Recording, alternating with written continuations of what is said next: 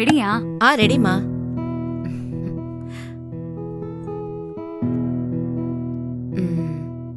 கிளம்புறமா? எல்லாம் கனவு மாதிரி இருக்குமா?